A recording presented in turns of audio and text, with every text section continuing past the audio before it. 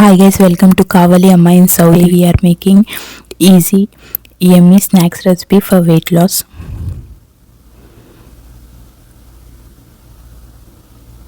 Steam the raw banana,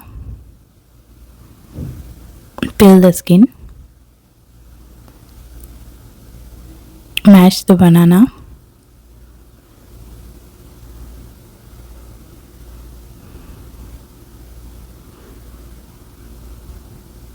now add chickpea flour 2 tablespoons, salt as per taste, red chili flakes 1 tablespoon,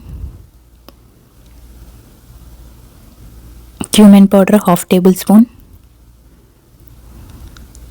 Mix all the ingredients. Make a dough. Don't add water.